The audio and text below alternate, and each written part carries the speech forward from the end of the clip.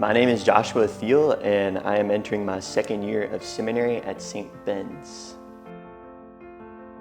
To make a long story short, I went to college first before entering seminary because I didn't want to go to seminary at all. And then as I kept going, I kept having this nagging feeling that I wasn't supposed to be in college. I went to Fran U, and I just began to feel that more and more. So I went and I spoke with the Mercedarian sisters. They prayed over me and they had these images. And so with these images, I began to think more and more about trying to dive deeper into Jesus, because that's what the images were about, right? It was like one of them was a fiery hoop, and like the Lord was asking me to jump through it. And the other one was like this ocean, and the Lord was asking me to go into the deep water where the sharks were and like not be afraid of attacks. So, just easy stuff like that. And I was freaked out about that, but then I began to dive deeper into a relationship with Jesus Christ, and that was able to lead me into diving into His Sacred Heart. And from there, I began to apply for seminary. If I could have any saint as a spiritual director, it's honestly a toss-up. I can't choose which one, so I'm gonna go with two. Hope that's not cheating.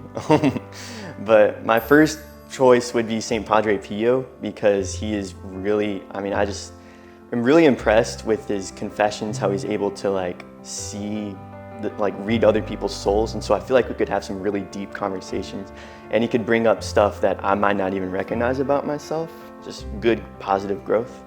And then the second one is St. John Vianney, because he's the patron saint of priests, and he's such a really inspirational saint for myself and just a great model to look to. So God willing, if I become a priest, I'd ask that man a lot of questions and try to grow with him. My biggest takeaway from seminary last year was just that I'm his son. I really just began to feel like I needed to rest in his arms instead of try to be perfect, it's okay not to have everything together. And so that first year of seminary, just breaking in, learning all the things that I need to learn about myself and about other stuff, I began to realize that more than anything else, I'm just called to intimacy with him, called to be his son. And so that I don't have to have everything figured out, because the Lord is going to walk with me and He's going to help me grow. And I don't have to do all that by myself, and then I have Him.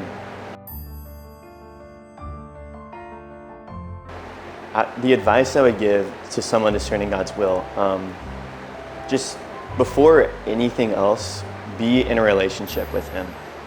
Before you, stop trying to ask God to tell you what to do all the time. It's good to ask Him, Lord, what do you want me to do, right? But don't make it to where it's oh Lord, if you just told me, I would do it, because that might not necessarily be true. Above all else, before you can just go out and do these things that the Lord might be calling you to, you have to learn how to hear His voice. And so you have to be able to grow deeper into scripture and adoration. Just sit with the Lord, being Martha, but in the spirit of Mary. And that way you'll be able to actually hear Him and fall in love with Him. And it's through that love that we enter into a vocation. How long would I survive a zombie apocalypse? Maybe a couple of days. I feel if I'm alone, by myself, I can find this isolated area and stay away from zombies for a while. But once they, I don't know how zombies work, catch my scent, smell my brains. I don't know, but I don't know how much I'd survive that, to be honest.